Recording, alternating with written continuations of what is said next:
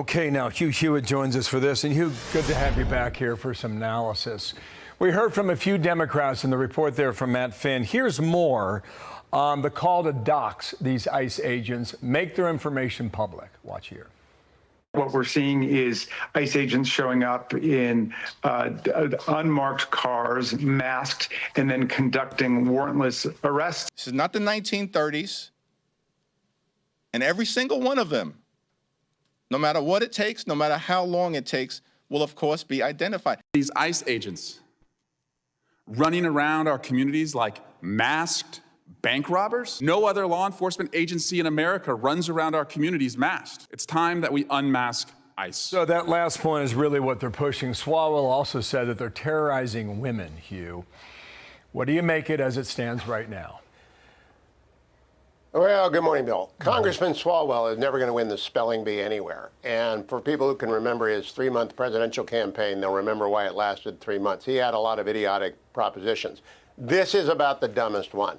It is very now well documented that ICE agents have come under physical assault. There was a shooting at the Prairie Land Detention Facility. It shot a Texas police officer, but it was an ICE facility.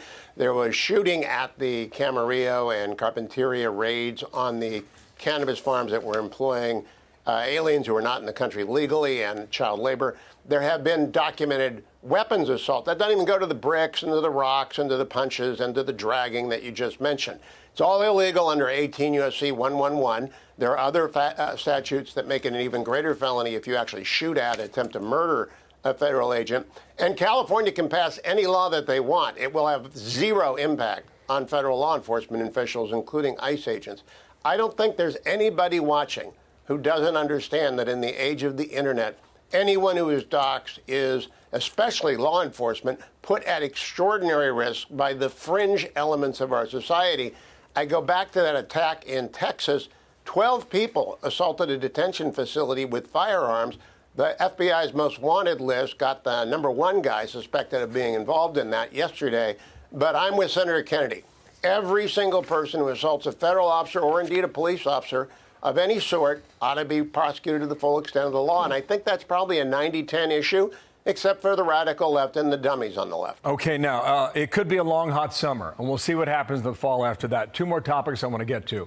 Republicans are trying to get those who worked around Jill and Joe Biden to talk. So far, unsuccessful. Here's James Comer last night with Sean on that.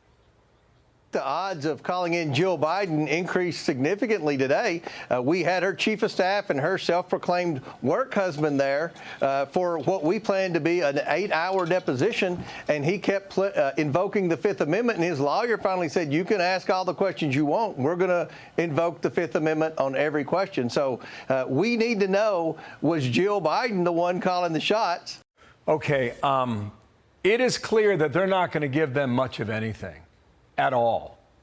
Does this go anywhere, Hugh? Yes, it can. First, they should not call the First Lady. If Representative Comer is watching this morning, former First Ladies and former presidents occupy a unique and special position in America. Donald Trump's home ought not to have been raided by the FBI in 2022. It ought not to, his wife's apartments ought not to have been searched at Mar-a-Lago. And I do not believe they ought to call Dr. Joe Biden to testify, because we just don't do that in the United States, and we should not escalate at this point.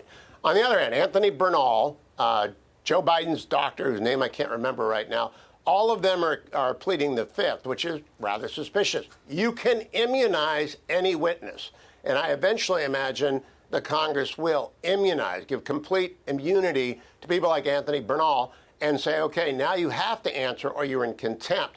At the same time, the Department of Justice may be opening up an investigation into the abuse of the auto pen.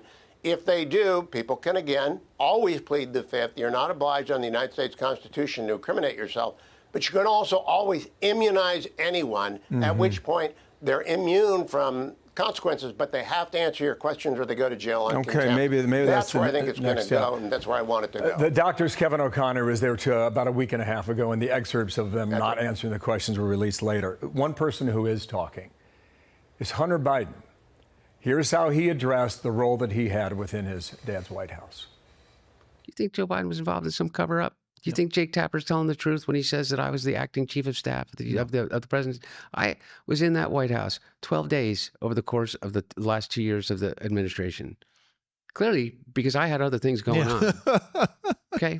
You ask one person to go on the record that would ever tell you that I was in any way making a single decision about anything in that White House. I stayed as far away as I possibly could, which, by the way, broke my heart. What do you make of that commentary now, Hugh?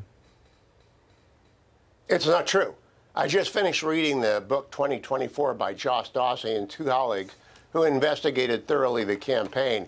In it, they document that Hunter Biden pops up on a conference call in the Oval Office. He obviously wasn't in the White House. He popped up on a conference call, stunned everyone in the room. The counsel to the president said that was inappropriate. So Hunter Biden doesn't have to physically be there to be calling the shots. He put his 2 cents in on to how then President Joe Biden ought to respond to the Supreme Court's immunity decision in the summer of 2024. But that was completely a lie, what he just said. I don't think he was chief of staff. I think he was a constant presence.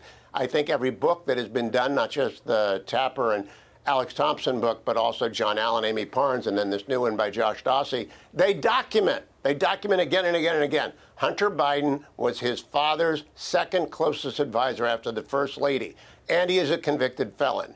And when they go to talk to him, he's going to have to answer questions. He's not going to be able to plead the Fifth. Again, immunize and then take a long deposition to find out what was going on in that White House. So we'll see eventually if James Comer gets down the list to him.